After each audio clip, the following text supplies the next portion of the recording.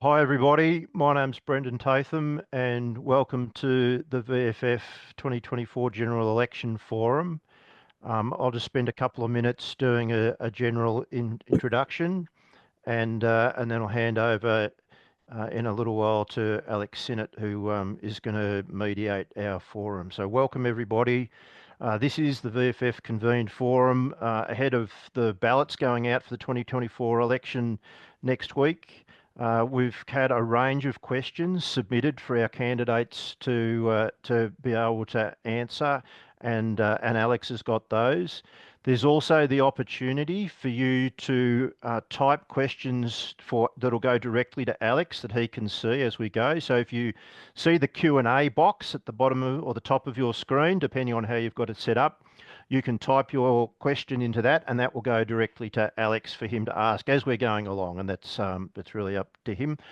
The candidates that we have presenting tonight and talking tonight is Danielle Kutsunoda, currently the Vice President and candidate for President, and Brett Hosking, currently Chair of a range of committees, but also been part of the grains industry for many years and candidate for President also. Tonight's your chance to hear statements from the candidates and for them to answer a range of questions and also to ask your own questions. We've had about 100 or so people pre-register for the event, which is fantastic. There's about 30 or 40 that are currently online, and people will be coming on as we go.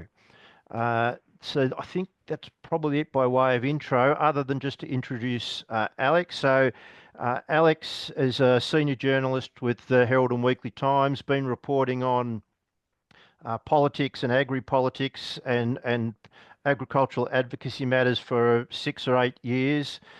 He is well qualified to be able to mediate our discussion tonight, with in 2023 receiving an award for the outstanding investigation into an agricultural advocacy matter. He's widely published in a whole range of areas, including in the dairy industry, transportation matters, finance, drought and trade, a whole range of issues which are really important to all of us at the VFF and for farmers.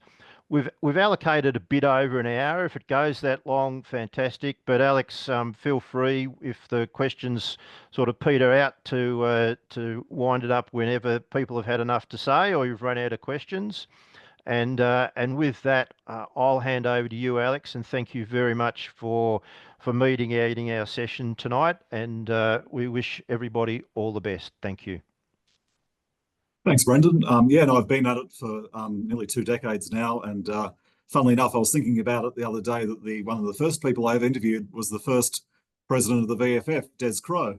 So it's a great pleasure tonight to have prospectively the next president in front of us. So thanks to both Brett and Danielle. We had a common agreement that we'll start off with Brett tonight for the first comments, then Danielle, but we'll interchange. The Danielle will respond to the next question first, and we'll interchange until we exhaust the process. But what we'll go with is 2 minutes each for opening statements, and then 2 minutes or less for answers to the questions we've got from our audience. But to start off with an opening statement from Brett. Thanks, Brett. Appreciate your time. Thanks, Alex, and welcome everybody. It's great that so many could jump online and hear from us, hear from Danielle and myself around what our plans are for the VFF. It's really important thinking about the future and thinking about where our organisation goes and how it represents you as the members. For me, as Brendan sort of mentioned, I've got a long history in agricultural advocacy, former involvement with the VFF at a number of levels, including Grains Group President, Vice President, also chaired a national advocacy group, Grain Growers, where I work closely, but as that interface between industry, government, farmers, continually making sure that farmers' issues are front of mind when decisions are being made. What I bring, what I'm keen to offer is modern leadership, effective leadership, collaborative leadership, and sensible leadership. All of the things that I think our members value and are looking for, hopefully. And And most of all, I've spent quite a few, last couple of weeks traveling around, meeting branches, meeting members and meeting farmers. And I think bringing that unity back into the VFF is really critical. We're at a time we've seen a bit of change in the organisation, a bit of fracture. It's time now to reconnect and focus on what's really important, and that's you, the farmers. Thanks, Alex. Thanks, Brett. And over to Danielle for your first 2 minutes. Evening, Danielle Kuchnotta, third generation farmer out in Werribee South, along with my sister. For me, it's been the last 4 years as the Vice President of the VFF has absolutely been a whirlwind journey. I've gotten the opportunity to understand where it is that we were, where we were going and where we're heading. And for me, this is a continuation of moving forward. So a lot of the hard yards, a lot of the processes, the policies that need to be implemented, they've all been done. Here, it's all about growth, and this opportunity for me moving forward is about focusing our priorities and resourcing back into strong advocacy, modern advocacy, using digital platforms, fostering a great environment for the VFF to be in, not only for its members, but moving forward for the way we do advocacy. And of course, fostering collaboration and communications better into 2025. So that will obviously in turn help with the way that we get outcomes, practical outcomes for our farmers. And just like everyone else, I've needed the VFF over the last few generations of our farm. So I'm hoping to bring it into 2025 in a way that sees the most practical outcomes that protect our livelihoods.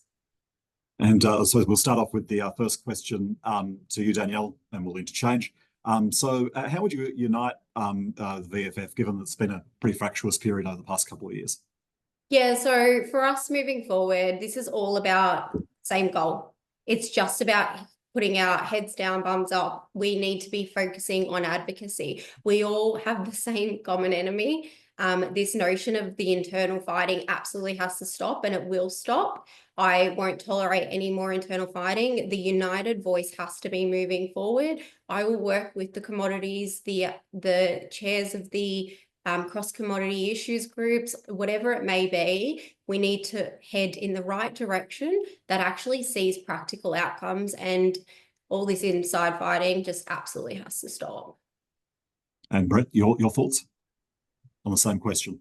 Thanks, Alex. Yeah, unity is something that really needs to, we really need to reconnect as a VFF. We really need to, I mean, our members are critical to what we do. They're our voice into what the issues are that are happening in rural areas, in rural communities, in our businesses.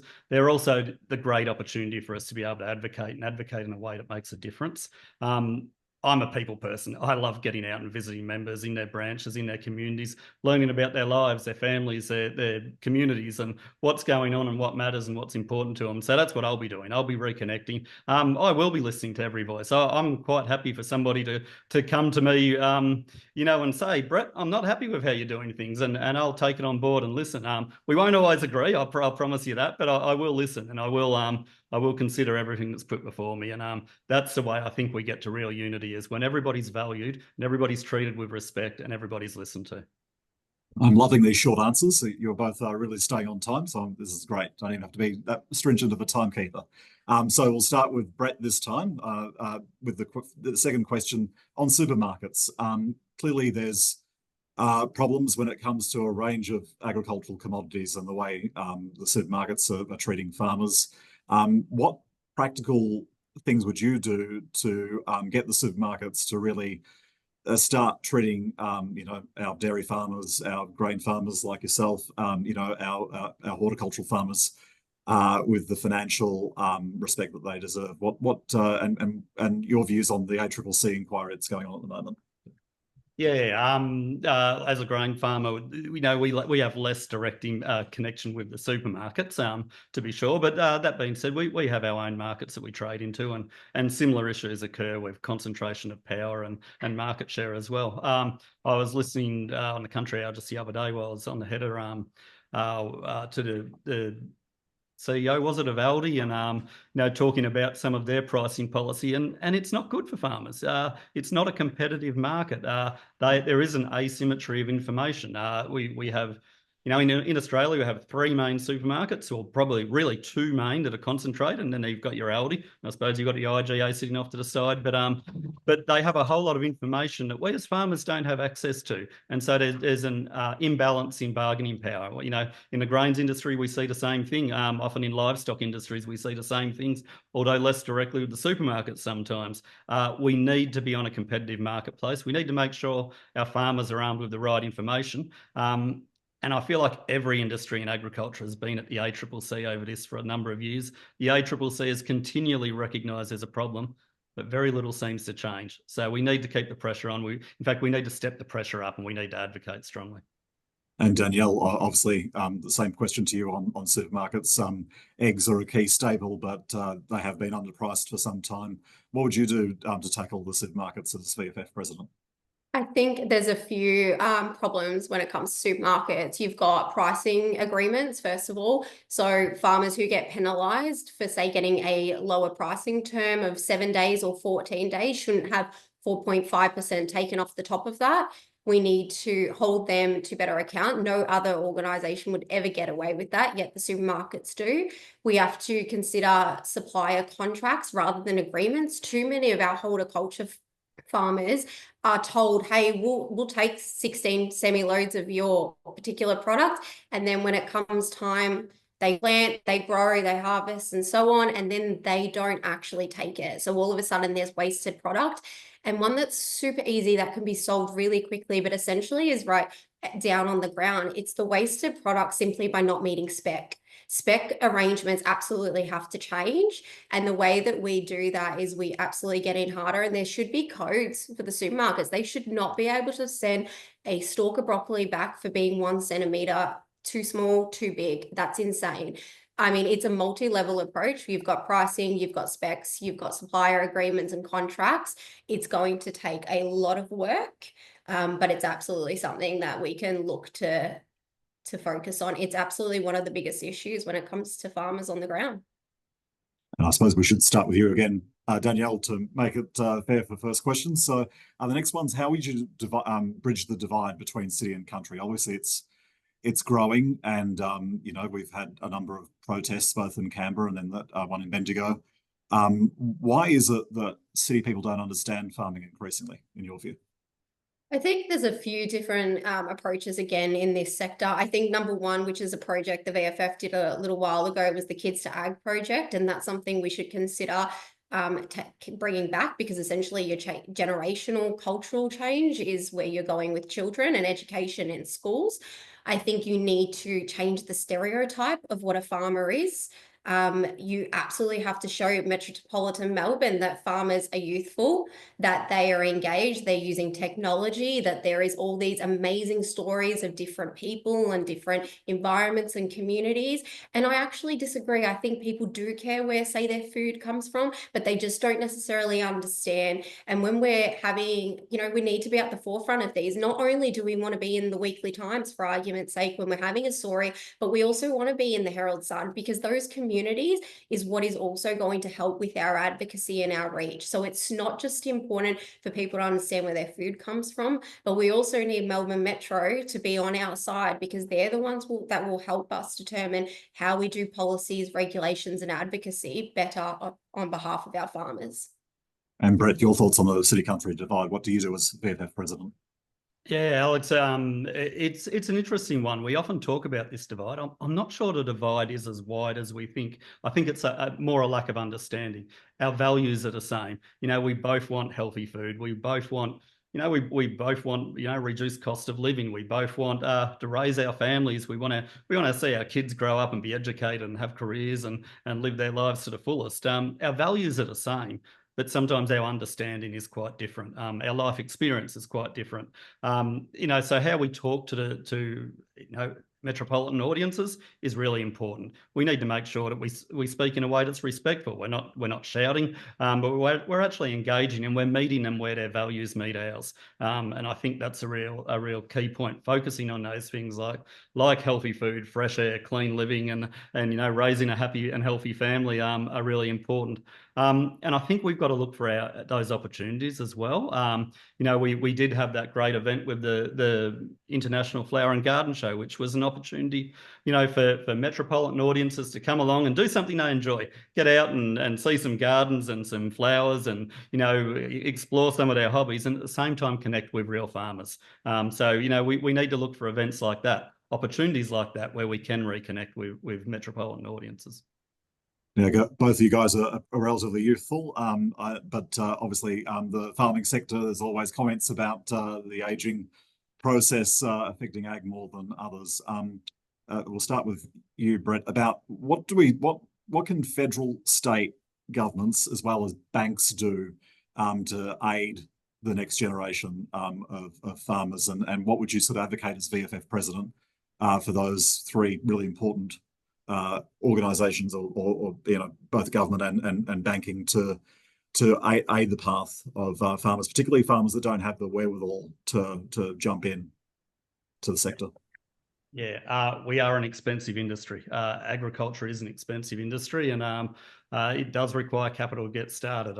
You know, you know, we used to see with dairy in particular was probably the model that had it best through their share farmer arrangements, where it gave the opportunity for focused and dedicated young people to rise up and, you know, develop their own herds and that sort of thing and grow their own businesses. Even that's under a lot of pressure these days.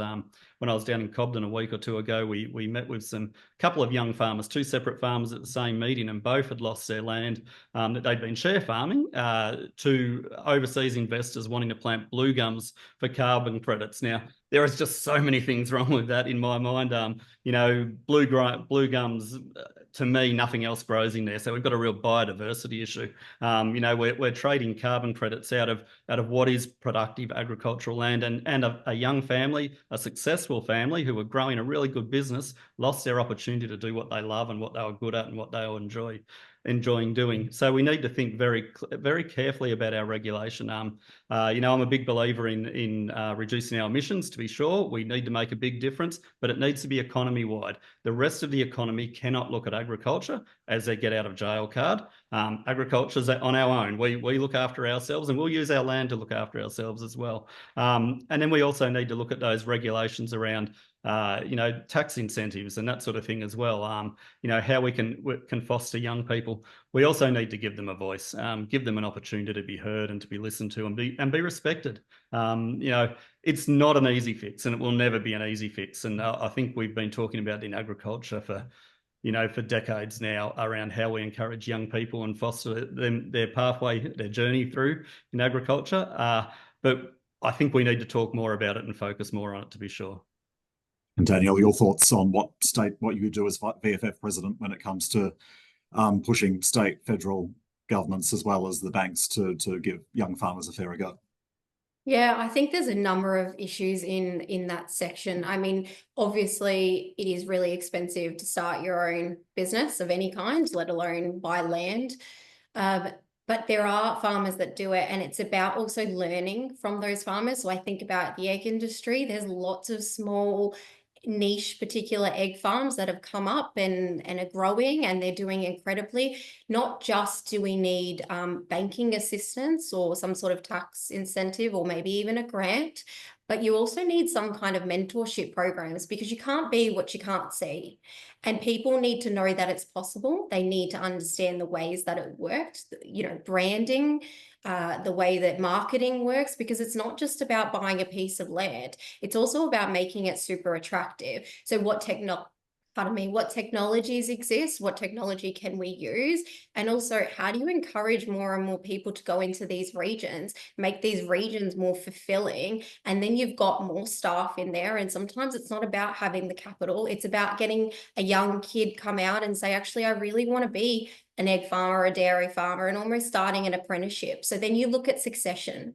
So there's a number of opportunities for us. I think for us, it's all about in VFF, it's actually grasping different opportunities in different sections, and succession is absolutely something we're doing.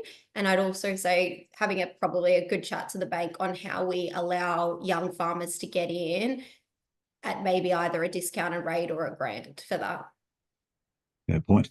Now I have to give a quick plug to the Q&A session. We haven't had many questions that have to directly pertain to both Brett and Danielle. So rather than just focusing on one particular candidate. So to give you, so we'll go back to Danielle because we're going vice versa on first questions. So the next question is on electricity lines, and obviously that was the source of a big protest with the Premier's media conference a few months ago.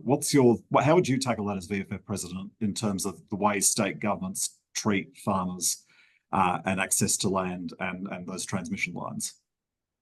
Yeah, I mean, transmission lines or so many other issues. The state government essentially at the moment hasn't necessarily been listening as much as we would like. We all agree we need public infrastructure.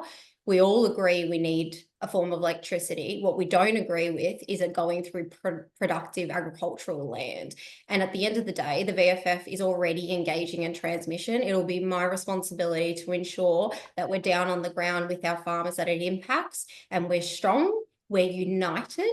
We all want the same thing. And at the end of the day, we all want the same thing, the transmission lines to go underground. Now, how the government funds that's up to them. But at the end of the day, what we don't want is them to ruin the food production bowl that is Victoria, that produces food for essentially the entire nation and overseas. And we have to protect farmers because not just the transmission itself, but the biosecurity risks that it imposes, the risks around needing permits for your tractors to go under lines. There's so many implications. And as far as we're concerned, that's just not our problem as farmers. This is the responsibility of the government when they build transmission or any public infrastructure for that matter, that they actually have to plan that out correctly. And Brett, your thoughts on transmission lines and what you do as a VFF president? Yeah, thanks, Alex. I declare a conflict of interest. Our property is going to be intersected through the middle by V&I West, and it is having a massive impact on us. You sit on a tractor at the moment and you look across the paddock and you think, wow, there's going to be transmission lines through there, and you can't help, your mind goes there. And I was sitting on the header with my daughter just a few hours ago, and we're having that exact conversation that, if this goes ahead, we'll be working around transmission towers and that, and it is devastating. I've seen the devastation it's done to my neighbours, my community around me. What we've seen is government give a free for all to AEMO effectively to go and build transmission lines, and they've got this thing called compulsory acquisition, and it makes for really poor engagement. What we've seen on the ground, we've seen, a group of people that are not interested in the landholders. They're not interested in the community. They're not interested in the neighbours. All they want to do is build a power line. And whenever a landholder tries to engage and talk meaningfully with them, it's like rock, paper, scissors. They throw this word down, compulsory acquisition, and the conversation ends. So as a landholder, I know there's a line on a map through my property. That's about the extent of it. I don't know what a tower looks like. That can't be revealed yet until we have a tenderer. I don't know what compensation looks like. I don't even know what the impacts and the build time will be like. It's really challenging and frustrating for the landholders. We need to shift the power back in the landholders' favour. These things can go ahead if the landholders have the power, but what it means is that the proponents and the developers actually have to engage with landholders and community in a really meaningful way and actually win them on board as opposed to force them on board. Because at the moment, the devastation, I see to people around me, it's heartbreaking. Yeah, good point. I mean, now both of you can speak to this without having any skin in the game because you're both not in the dairy sector, but one of the key issues we've covered in recent times is generic milk, and there seems to be almost unanimity among dairy farmers that price is too low, and that's a controversial thing to say to the Australian consumer. Is that something as a VFF president, would you say would you echo the comments of the dairy industry saying that $1.55 is too low per litre for milk, and would you this question both to you, or would you suggest that consumers do need to pay more for some of those staple items? We'll go with you first, Brett. Yeah, I'm in a really privileged position when it comes to milk because we've got a dairy farmer down the road from us at Lake Boga who bottles his own, and big shout out for Bethune Lane Dairies. their milk tastes better. I can tell you right now. But it is an issue, and it's been an issue for a long time. And you know, it's back to that supermarket power. It feels a little bit like the supermarkets are tone deaf when it comes to agriculture. They don't understand our issues. Where it's not just milk, we see it with cheese as well. And then we see the supermarkets wanting to step into that processor space as well, which is really challenging when you think about it, because it's actually the supermarkets to decide where on the shelf that a particular product sits. So when they're purchasing the milk themselves, we're processing it themselves, they're putting it in their own supermarket, there's a little bit of an imbalance of power around where they place milk, and a little bit of an imbalance of power when it comes to other processors, other individuals, dairy farmers within the industry to kick up about that. You know, it's back to that original question around supermarkets. We certainly haven't got it right. We absolutely know that. And the ACCC keep telling us that. The governments keep telling us that. We as industry keep saying that, but nothing seems to change. We need to accelerate that change. And Danielle, your thoughts, $1.55, is it too low for milk? And what would you do, particularly in the dairy sector, when it comes to that power imbalance as VFF president? Yeah, I mean, this happens, dairy, horticulture, eggs, you name it. There's obviously certain products that get premium and they get sold off, and they're the beautiful display trophy products that, you know, Coles, Woolworths and so on get to talk about and say how great are we look after the farmer. And then we know the other 90% unfortunately get screwed over. Now, this is where a grocery code is really important, because then supermarkets are actually, they've got some sort of regulation, just like we do as farmers. We have regulations that we have to uphold to. They should have exactly the same. They shouldn't be allowed to constantly push down the farmers, and they know that the farmers have zero choice. So instead, they force us to sell it to them, because where else are we going? The market power is just simply too high for them. Also, where else do you send it if you're not going to send it to your agreed supplier anyway? For us, it's about being really strong on grocery codes, but it's also not just about us. It's about making sure the consumer knows that prices are going to increase with food, and we want them to know it's actually hurting us as farmers, because the consumer actually cares. The consumer cares about a farmer, and they care about our rural and regional communities. We just have to ensure that we're meeting their hearts and minds, just like, say, when you talk about the animal activists. There's a lot to learn from the way animal activists engage with Melbourne Metro audiences. Whilst I definitely don't agree with their particular set of morals, the way that they engage and the way they render support is something that we absolutely need to look to into 2025, because people do care about paying farmers more, and we've seen it currently in eggs. Eggs are actually going up and people are paying, and yes, it hurts a little bit, but they absolutely will when they know that we are pocketing that to get our costs back. We're not doing it to buy some kind of Ferrari. So by all means, there's the two things. There's the price, there's the grocery code, which is essentially really important. And secondly, it's about bringing the consumers along with us, because they're the ones who will actually impact the supermarkets when they're purchasing. Fair point. Now, a hot button topic with us, and we've written many articles, is country roads. And I know the roads are bad in both your parts of the world. What would you do differently to get that message across? Because I mean, the drum keeps being beaten, but what can we do? What can you do as VFF president to raise awareness of regional road infrastructure and the need for funding, and put that special sauce when it comes to pressure on government to deliver more for regional roads? Danielle. Yeah, I think for us, it's about cross-collaboration in these sections. So it's about ensuring that we get other stakeholders involved, because we're not the only people who use roads. So that would be insane of us to think that we're the only people who need roads. It's about bringing the entire supply chain along with us. It's about making sure the strategy aligns with everyone who uses the roads.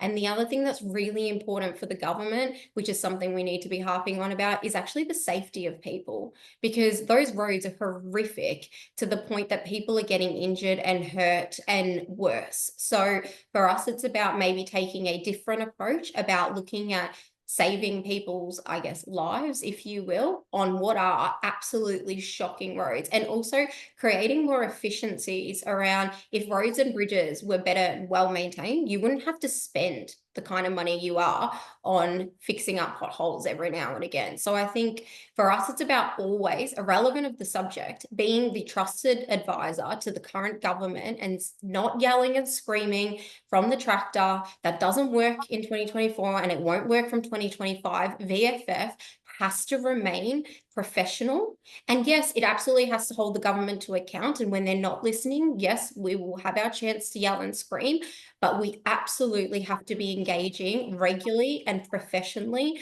to get the outcomes, because yelling and screaming just is not working. And Brett, your thoughts on what you do as VFF president when it comes to regional roads and how you do it differently? Yeah, roads are, I mean, it's been a discussion that's been going on for a long time, and we're seeing them get worse, to be sure. We've seen funding slashed. We're seeing the cost of repair going up. And what we're seeing is damaged roads becoming more damaged because they're not getting patched up. So we have a pothole, somebody goes out with a tin of spray paint and draws a circle around it, so we all know it's there, and then it's left. And in the meantime, the rain falls, it gets underneath the bitumen, eventually the road gets worse. We're not addressing things as they occur. We need to do better. We saw the government walk away from, the Commonwealth Games in Victoria. What was wasted then would have made a massive difference to our roads. We need to take a strategic approach, in my mind. We're not going to be able to fix, we don't have the physical manpower to fix every road today. So we need to be strategic about where we do. We need to address those primary freight routes. At the moment, we've got challenges like the amount of freight that can go on a truck between Melbourne and Adelaide is dictated by a bridge in Dimboola, which seems ludicrous. We've got we see AB doubles that are heading down to Geelong, going through Balan, and they have to drive onto the freeway, go up a bit, do a U-turn because the bridge across the freeway can't handle their weight. It's just madness. We need to strategically pinpoint those pinch points along our main freight routes, and we need to address them as a first priority so that we're shifting the freight onto designated routes. What that means is that there's less pressure on a lot of our other roads. We have that ability to actually strategically work our way across Victoria and fix up the roads, but it does need money and it does need a commitment by government. And we need to stop tearing up projects that we're partway through and wasting money, and instead putting it into the things that matter, like roads. We've got another great reader question. This one's from Paul. How would you address the challenges around workforce shortages in agriculture and attracting more people to work in the farming sector? Brett, we'll start with you, given we keep interchanging, so that'd be great. Yeah, COVID gave us a real hiding. We have, as an industry, we haven't quite recovered from that skilled worker shortage that we're seeing. We're harvest season up where I am at the moment, or it's been haymaking season, now it's harvest season. And what we're seeing is farmers doing longer hours, doing more themselves because they simply can't get the manpower. So it is critical. We do need to do something about it, because we are seeing, people's health and well-being being jeopardised by that lack of workers. There's a whole number of issues.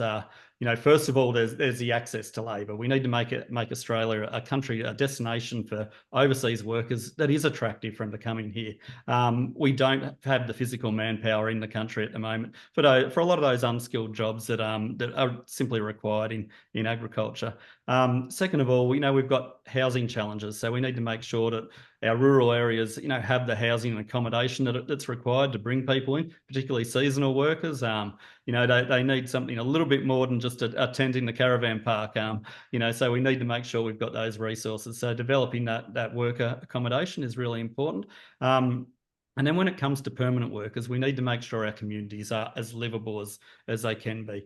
Everybody deserves the same resources and services regardless of their postcode. And, I'm really big on this. So when it comes to education, when it comes to healthcare, when it comes to childcare, we need to look at all these things and ways at which we can make sure your postcode doesn't define your opportunities. Make sure we have the opportunities in our rural communities and make sure they're livable places that people want to come to and build a home in. I look around my community and the people who live here love it. They think it's awesome, but we don't have the services that we deserve. We need to do better. Thanks, Brett. And Danielle, your thoughts on attracting and retaining staff when it comes to ag? Yeah, really difficult because it requires so many different things, which is what Brett has just alluded to. Essentially, there's a couple, I guess, main things if I was the president. Number one, you do require an overseas visa. You need something a lot simpler, a lot easier, where especially say our horticulture sectors, and also the requirements on that. So horticulture sector absolutely do have some form of visas, but the regulations around them are just insane in the sense that we need to bring down some of that burden. For instance, requiring to give X amount of hours per week, rather it used to be X amount of hours across a month or something, or a fortnight. So it's like all of a sudden there's so much red tape around the visas that currently exist. So that needs to be explored and better advocated for. And then something like childcare, it's something I've been working on for say the last 18 months. 26,000 women in Victoria alone were kept out of the workforce couple of years ago, and it cost the Victorian economy $1.5 billion. So there are more women who want to work. It's they don't have the access to have their children cared for, and they then can't come out on the farm. And that's a double-edged sword, because then we see child safety issues out on farm, because unfortunately parents are trying to work and everyone's trying to contribute, and the children end up in unsafe environments. And unfortunately, my responsibility as chair of the MOFS team, the Making Our Farm Safer, we've seen too many children die on farm from preventable issues. So, I mean, there's a number of key areas we could absolutely look at, but if I was going to commit to two major ones, I would say childcare, absolutely, and our overseas visas. Good point. Back to you now, Danielle, to start. I'll keep that interchanging with first questions. Bridget has alluded to the problems of the VFF in the past couple of years, court cases, the disruption with the ADF and the NFF. What would you do differently to the status quo as it exists if you're VFF president? How would you change the game when it comes to the troubles that the VFF's faced in recent times? So under my leadership, I guess the key areas for me, it's all about fostering an environment moving forward that is collaborative, that it is inclusive, and that essentially just focuses on the end goal. It's all about advocacy. All of our farmers, all of our members have told us all they want to see us do is strong advocacy. It's protect their livelihoods. So I would say under my leadership into 2025, that's where majority of the resourcing and time will go into, is focusing on advocacy. It's about fostering an environment that's inclusive, and also about succession, because we just don't have it. I said the other day that less than 8% of our membership is under the age of 44. If we don't do something, the VFF will die on its own. It's not necessarily about dying on reputation. It's about the fact that no one will exist to run the VFF. And Brett, what's your thoughts? So it's been a divided couple of years for the VFF. How do you bring things together as the new VFF president? Yeah, thanks, Alex. To me, it's about people. We need to be out. We need to be meeting with our members. We need to be listening to our members. We can't advocate effectively without understanding our members, understanding the challenges they face, understanding the opportunities they can see for themselves and for their farms and for their communities. So we need to engage meaningfully, one-on-one, which means that we've got to spend some time on the road. We've got to get out in the branches. We've got to hear the stories. We've got to walk on the farms. We've got to experience the communities and see firsthand where the opportunities are. During this election process, it's disappointing that this is the first time we're able to get together and it's online. We should be meeting regionally. We should be holding the events where members can come along and shake our hand and and have a chat with us one-on-one, have a cuppa and a bicky and learn about what our values are, who we are as people, and where we'd like to take the VFF. Effective advocacy, modern advocacy, collaborative advocacy, and sensible advocacy all comes about through proper engagement with our members. So getting to know them, getting to understand them, and learning about the issues. And if we're not doing that, then we'll fail at the advocacy piece. Well, it works out brilliantly, because our next question is all about that very issue. And we'll start with you, Brett. But you've just briefly referenced to it, is restoring those district councils. And so this question says about, what about the branches? How do you as VFF president, revive that sort of on the ground, community situation.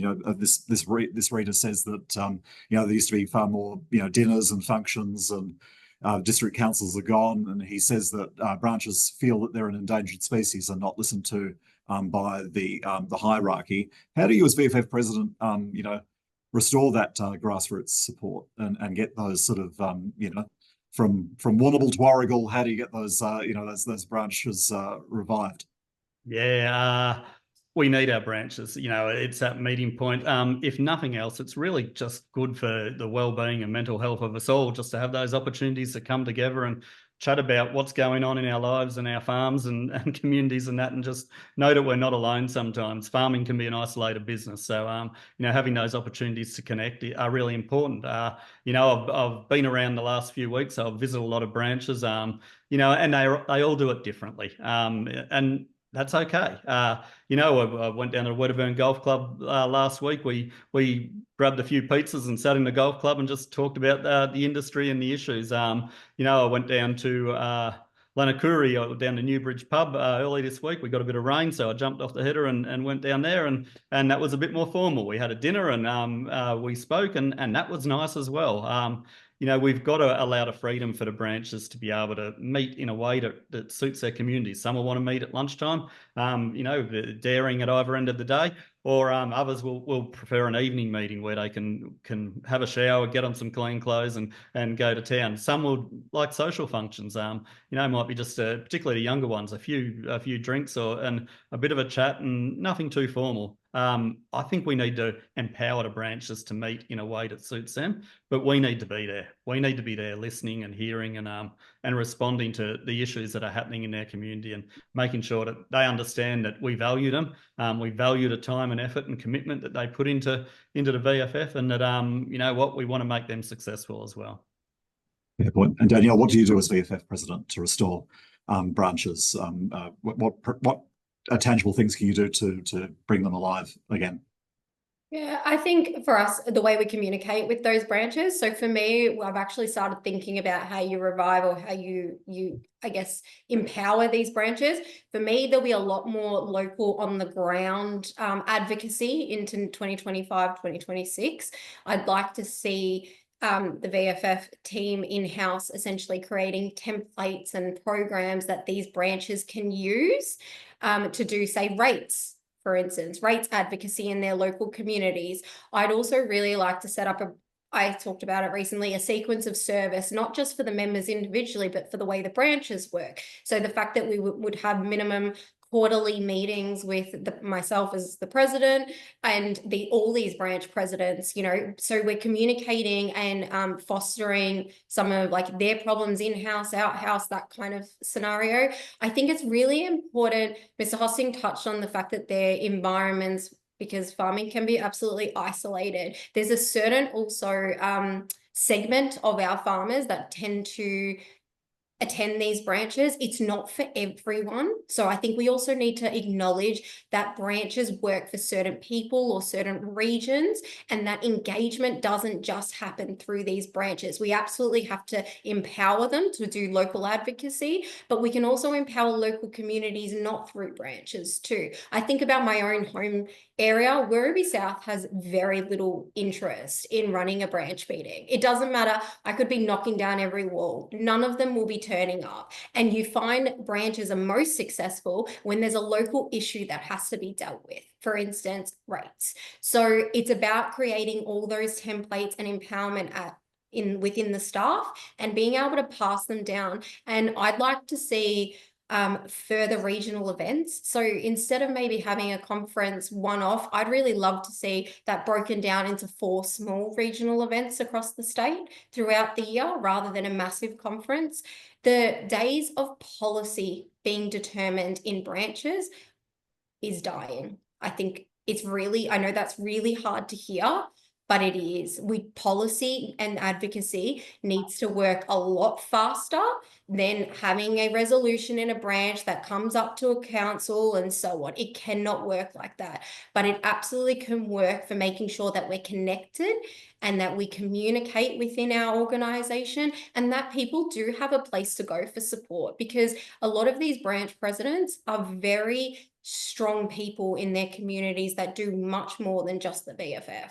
So for me, there are a few different areas about sequence of service for the branches, and it's about making sure the staff can empower these branches also. Fair point. And you segued really nicely to our final question, which is about rates. And I know both you guys would have quite the hefty rate bills being farmers, and it's something that we keep getting, we keep reporting on time and time again at the Weekly Times. What tangibly do you think needs to change to fix this problem when it comes to the unfair share of the rates burden on farmers? Do we need council amalgamations? Do we need to have more transparency over how government funds councils? But what needs to be done in order to ease that burden on farmers when it comes to rates? Danielle.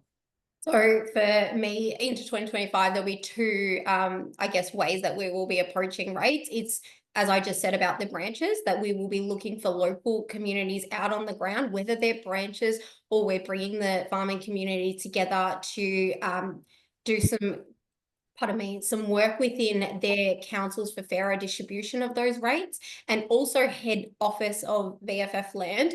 We need to be working with the state government. Like, we have to be very strong into that election on the way that we know there's fundamental inequities, and the next state election is an opportunity for us to get changes in the rating system. So it has to be at the local level, and it absolutely has to be at the state level as well. And an election in 2 years will hopefully be something we can achieve. And Brett, what's your thoughts as VFF president? How do you address this situation? You know, is it council amalgamations? Is it some form of transparency over how the way state governments fund councils? What's your thoughts? Yeah, I think I answered in your newspaper, Alex. The system's broken. There's no pretending it's not. You know, we're comparing we're using the same funding model for a little shire like Bullock with no, you know, maybe a couple of not even big towns, moderate-sized towns. We're comparing that to the Melbourne City Council, where, you know, they probably make more off library fines than what the Bullock budget is. You know, we need to do better in the way we fund our local governments, and it does start at state government, to be sure. You know, we need a restructure of the funding arrangement. We need to make sure that local governments have the resources they need to do things, you know, such as roads, such as the childcare, such as, you know, the immunisations and those sorts of things that we're seeing shifted into local government as well. We also, yes, we need that advocacy locally, to be sure, but the bigger challenge, to be sure, is the funding budget. So how do we fund local government? It has to be different to what we've seen in the past, and it is going to take massive change, and it's going to take serious and experienced advocacy to get there. You know, it's not as simple as you know, just being a trusted advisor. We actually need to push hard, and we need to make a difference. You know, that's the only way we're going to get forward on this. Well, Brett, Danielle, I did promise we keep it short, and we'll stick to that promise in the sense that we're less than an hour. I appreciate your time, and if you're watching now but missed the start of this, or you have friends who are VFF members that want to catch up, this will be available on YouTube. But from here in Melbourne and from any other part of Victoria, we appreciate your time, and please do check in later in the year for the results of this debate and campaign. From Melbourne, I'm Alex Sinnott. Thanks for your time.